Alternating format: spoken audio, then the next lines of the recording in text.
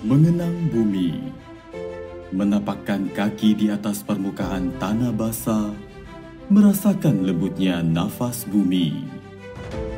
Bumi, ilmuwan menyebut angka 4 miliar tahun. Dari waktu yang begitu lama, melewati fase demi fase, bumi adalah mahaorganisme yang terus bertumbuh. Dari sebuah gumpalan panas, menguap, membuat selimut embun, dan terbentuklah kubah atmosfer berlapis-lapis. Lalu tetes hujan pertama pun jatuh. Tiba-tiba saja tanah menjadi subur dan bumi menjadi teduh. Ganggang dan lumut bermunculan. Akar-akar merambat mencengkram tidak terlihat. Kemudian bertunas, semakin besar dan tinggi menjulang, menjelma pepohonan. Pohon demi pohon menjelma hutan. Hutan-hutan menjelma belantara. Beraneka ragam bentuk kehidupan muncul, membuat bumi semakin menghijau, rimbun, penuh warna. Sejak itu, bumi menghidupi dan memelihara kita. Lempengan benuanya membentuk dataran tinggi rendah, bergerak menyusun formasi sesuai dengan ruang iklim, menciptakan ragam ekosistem, dan menyediakan semua kebutuhan makhluk sesuai dengan tempatnya.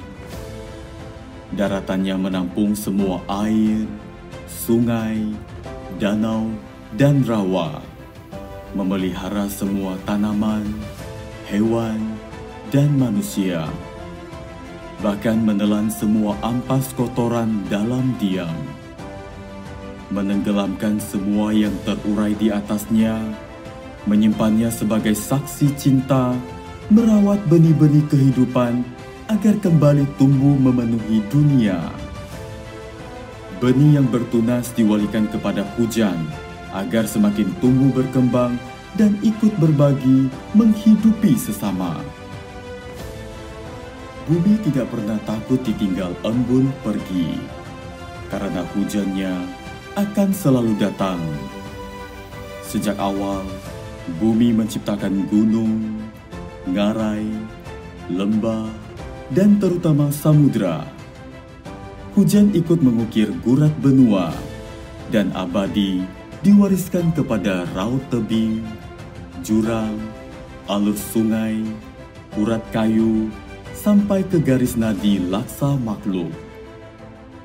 Garis takdir untuk hidup beradaptasi sesuai dengan tempatnya, alami, wajar, dan bersahaja.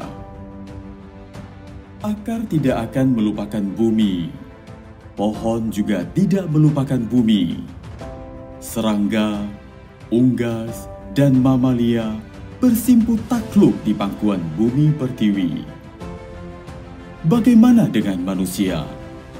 Dengan pengetahuannya, manusia dapat mencari dan menemukan betapa bumi berevolusi untuk menghidupi. Sampai di zamannya sekarang, manusia juga berevolusi. Tetapi demi menaklukkan bumi, kudeta durhaka ini akan membawa manusia menuju kehancurannya sendiri.